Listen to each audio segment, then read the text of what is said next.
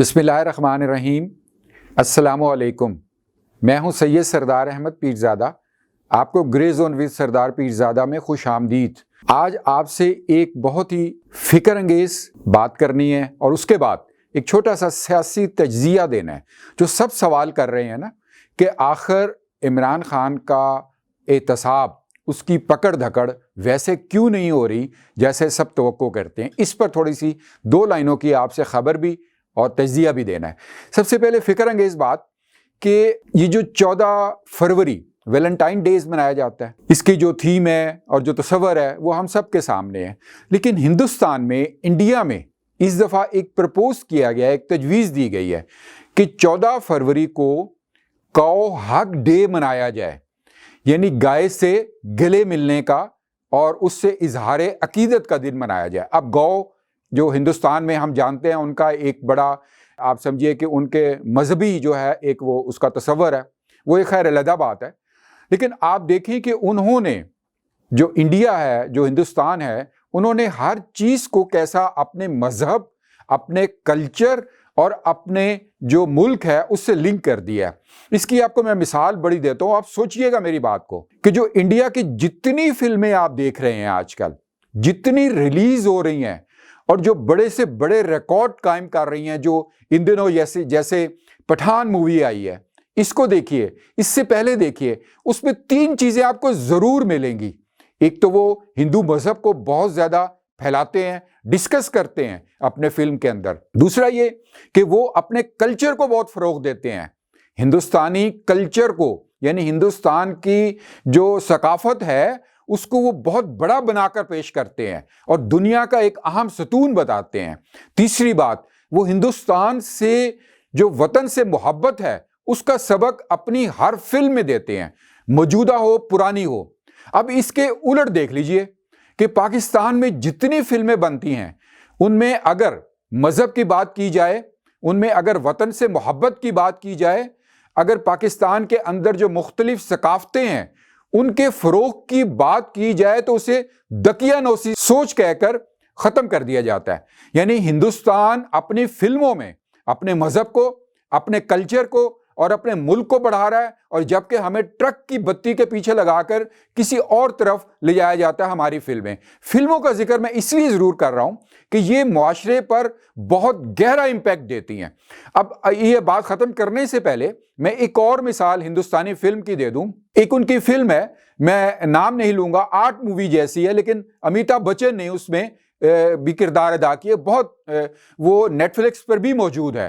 اس film کے اندر وہ ایک، آپ سمجھیے کہ 1.5 گھنٹے کی وہ فلم ہے، اس کے اندر جو ہندوؤں نے، ان کے ہاں جب کوئی مر جائے، جب کسی کی ڈیتھ ہوتی ہے تو اس کی جو رسومات ہیں اس کو اس انداز سے پیش کیا ہے کہ دیکھنے والا، آپ سمجھیے کہ پن ڈراپ سائلنس کے تحت دیکھتا ہے۔ تو اس کا کیا مطلب ہوا؟ یعنی انہوں نے اپنے مذہب میں مرنے کی جو رسومات ہیں وہ سب تک پہنچائی، انہوں نے اپنے وطن کے حوالے سے بھی، اپنے کلچر کے حوالے سے بھی، اپنے مذہب کے حوالے سے بھی۔ لہٰذا یہ ضرور سوچئے گا کہ جب ہمارے کوئی دوسرے لوگ جو اس اپنے مذہب کو، وطن کو، کلچر کو فلم، آرٹ اور ڈرامے میں لے کر آئیں تو ہم ان کو بڑے شوق سے دیکھتے ہیں، اور جبکہ یہی بات جب ہمارے ملک کے اندر کی جائے تو ہم انہیں دقیانوسی کہہ کر ریجیکٹ کر دیتے ہیں۔ آخر یہ ٹرک کی بتی کے پیچھے لگنا کب چھوڑیں گے؟ اگر چھوڑیں گے نہیں جب تک، کم از کم اس وقت تک سوچیں تو صحیح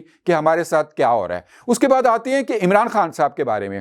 عمران خان صاحب کی جب حکومت گئی تھی، سب کا خیال تھا کہ عمران خان صاحب اب سلاخوں کے پیچھے ہوں گے، لیکن نئے ایسے اقدام ہوئے، ایسے ڈرامے ہوئے، ایسی باتیں ہوئی کہ وہ اب تک محفوظ ہیں وہاں جانے سے، لیکن ارد گرد ان کے لوگ جا رہے ہیں، آ رہے ہیں جیلوں میں، اور ضمانتیں بھی مل رہی ہیں۔ یہ سب چیزیں بہت سے سوالات اٹھاتی ہیں۔ سوالات کیا اٹھاتی ہیں کہ کیا عمران خان کو ابھی بھی کہیں سے سپورٹ حاصل ہے؟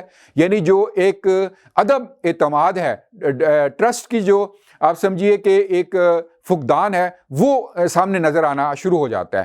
مثلا آپ دیکھیے کہ عمران خان صاحب کے خلاف ابھی تک ان کو عدالتوں سے بھی ریلیف مل رہا ہے، ان کو اگر وہ پیش نہ ہو تو ان کو اگلی تاریخ دے دی جاتی ہے، اور بظاہر ان کے حق کے آبزرویشنز بھی آتی ہیں۔ اور اس کے ساتھ ساتھ دوسری طرف ان کے جو ساتھی ہیں جب وہ گرفتار ہوں، جو ان کے کارکن ہیں، جو ان کے سیاسی لیڈر ہیں، تو ان کی فوری ضمانتیں بھی ہو جاتی ہیں۔ یہ بہت سے سوالات ہیں۔ پھر جس طرح انہوں نے اسمبلیاں توڑی اور اب ان کے انتخابات میں بھی مختلف پیچیدگیاں آ رہی ہیں، یہ سب سوالات ہیں جو لوگوں کے ذہن میں ہیں، اور جو عدم اعتماد کا جو فقدان ہے، اعتماد کا جو فقدان ہے وہ سامنے لاتا ہے کہ شاید ابھی بھی کہیں کسی جگہ پر کچھ لوگ اے پولیٹیکل نہ ہوں۔ خیر وہ ایک اور ادر سی بات ہے، لیکن ایک چھوٹی چھوٹی میں آپ کو خبر اور تجزیہ دیتا چلوں۔ خبر یہ کہ آپ دیکھیے کہ جو اس دور میں جو عمران خان صاحب کو بہت سپورٹ کر رہے تھے اور جو بشرا بی بی کے اصل جن تھے، جو جنرل فیض ہیں، اور انہوں نے جو ان کے کارندے کہیے، جو ان کے آگے اعلی کار کہیے، جن کے نام آ چکے ہیں، ایک رحمت تھے اور ایک ارسلان تھے اور اس طریقے سے جو مختلف نام تھے، ان کا وہ ایکسپوز ہوئے، ان کے گرد گھیرا تنگ ہوا، ان کی انکوائریاں مختلف ہوئیں، وہ جس جگہ پر پوسٹ تھے ان کو پاکستان بلایا گیا اور ان کو اب کسی اور جگہ پہ رکھا گیا۔ بے شک آپ کہیے کہ ان کے گرد گھیرا تنگ ہے۔ اچھا، اس کے بعد ایک بڑی اہم ڈیولپمنٹ یہ ہوئی کہ ہم نے یہ مریم نواز کے منہ سے بھی اس وقت سنا تھا کہ ایک ریٹائرڈ کرنل جو ہیں وہ پارلیمنٹ کو چلا رہے ہیں، وہاں ان کا دفتر ہے، اور یہ حقیقت بھی تھی شاید کہ جتنے سینٹ کے انتخابات ہوئے، پارلیمنٹ میں جتنے ممبرانس کو آرڈر جاتے تھے وہ انہی کے تحت جاتے تھے۔ ان کا نام تھا کرنل لیاقت۔ اور جو ہی یہ معاملات رجیم چینج ہوئی، تبدیلی ہوئی، تو وہ صاحب چلے گئے اپنے اس ڈیوٹی سے۔ اب جو خبر ہے وہ عمر چیمہ صاحب نے بریک کی ہے کہ وہ پچھلے دنوں کو ہفتہ 10 دن پہلے وہ پاکستان سے فلائی کر کے اپنی فیملی کے ساتھ یو کے جا رہے تھے، جہاں وہ کچھ عرصہ پہلے ایمبیسی میں بھی رہ چکے تھے۔ کچھ عرصہ سے مراد کچھ دیر پہلے ان کو روک لیا گیا، ان کو جہاز پر نہیں چڑھنے دیا گیا۔ یہ بہت اہم خبر ہے کہ وہ شخص جو جنرل فیض کے بہت قریب اور ان کے تمام تر جو معاملات وہ حل کر رہے تھے اور پوری طرح اختیارات رکھتے تھے اور پارلیمنٹ کو چلا رہے تھے عمران خان کے کہنے کے مطابق یا خواہش کے مطابق، یعنی عمران خان نے جب بل کو پاس کرانا ہوتا تھا، جب کوئی بجٹ پاس کرانا ہوتا تھا، تو یہی کرنل لیاقت ہوتے تھے جو تمام ممبران کو آگے پیچھے سٹک سے کر دیا کرتے تھے۔ اب ان کو فی الحال آپ سمجھیے کہ جہاز پر باہر نہیں جانے دیے گیا۔ یہ ایک بڑی اہم ڈیولپمنٹ ہے، یہ ذہن میں رکھیے گا۔ دوسری طرف آپ دیکھیے کہ یہ کہا جاتا ہے کہ اگر عمران خان کو کہیں سے سپورٹ ہو رہی ہے تو ایسا نہ ہوتا۔ اب اگر دیکھا جائے تو عمران خان کا مطالبہ ہے کہ انتخابات کرائے جائیں، اور ابھی جو لیٹسٹ کہ جی ای سی پی اگر ڈیٹ نہیں دے سکتا تو صدر مملکت انتخابات کی تاریخ دے دیں گے۔ لہٰذا اگر صدر مملکت نے یہ کام کرنے ہیں تو پھر ای سی پی کی کیا ضرورت ہے؟ اگر ہم نے بہت سے معاملات عدالت میں لے جانے ہیں تو پارلیمنٹ کی کیا ضرورت ہے؟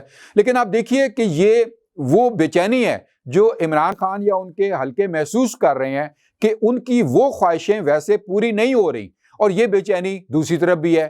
لیکن آپ دیکھیے کہ چیف جسٹس نے بھی ابھی کہا ہے کہ انتخابات ہونے چاہیے، انڈائریکٹلی ان کے جو الفاظ مختلف تھے، یعنی عوام کے فیصلوں کے ذریعے حکومت چلنی چاہیے۔ لیکن دیکھا جائے تو اس سے کون انکار کرتا ہے؟ انتخابات سب چاہتے ہیں، لیکن یہ ابھی نہیں کہا جا رہا کہ کب ہونے چاہیے۔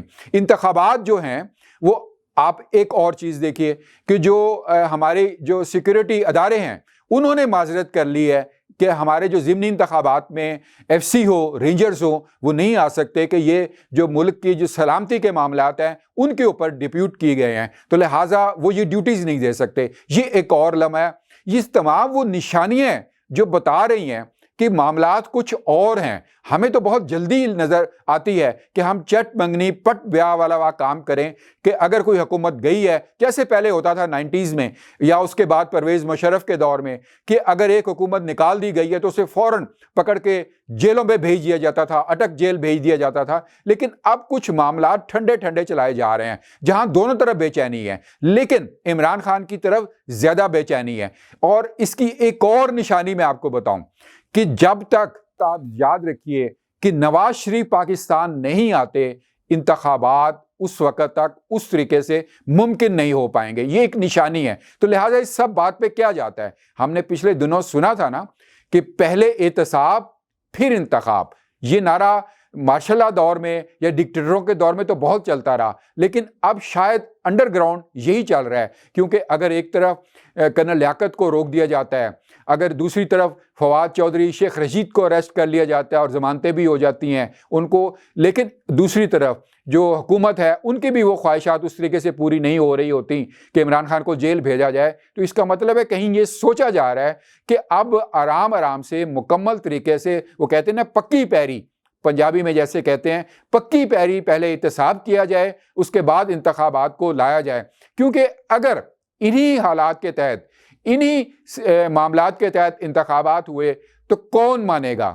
کیا عمران خان اب پی ڈی ایم جیت جاتی ہے یا پی ڈی ایم کی دوسری جماعتیں کوئی جیت جاتی ہے تو عمران خان مانیں گے؟ نہیں۔ اگر عمران خان جیت جاتے ہیں کسی سپورٹ سے، بظاہر تو یہی لگتا ہے کیونکہ ویسے عمران خان کا امکان کم ہے، تو کیا پی ڈی ایم مانے گی؟ تو لہٰذا کسی منطقی انجام تک پہنچنے کے لیے، کسی بہتر صورتحال تک پہنچنے کے لیے ایک یہ سوچ موجود ہے کہیں شاید، جس کے لیے یہ بھی دیکھا جا رہا ہے جو نئے لوگ مختلف سامنے لائے جا رہے ہیں ایک تمام پارٹیوں سے نکال کے، جیسے مصطفیٰ نواز کھوکھر، شاہد خاقان عباسی، مفتاح اسماعیل، جو اپنی ہی پارٹی پر تنقید کر رہے ہیں اور ایک علیحدہ سے گروپ کی شکل میں سامنے آ رہے ہیں۔ اب سرتاب مہتاب عباسی جو ہیں ہزارہ ڈویژن کے، وہ چیف منسٹر رہ چکے ہیں، وہی انہوں نے بھی وہی بات کی کہ اپنی جو قیادت ہے اس پر تنقید کی، لہٰذا یہ بھی ایک گروپ بن رہا ہے۔ یہ سب وہ نشانیاں ہیں کہ پہلے احتساب پھر انتخاب، اور اس سب کی سب سے بڑی نشانی ہے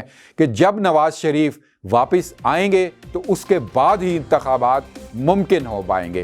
ڈیئر ویورز، پلیز سبسکرائب کیجئے اس چینل کو، اور نوٹیفیکیشن پہ ضرور آپ بیل آئیکن کو ضرور دبائیے تاکہ نوٹیفیکیشن آتے رہیں، اور اپنے دوستوں سے بھی یہ ویڈیو شیئر کیجئے۔ God bless Pakistan.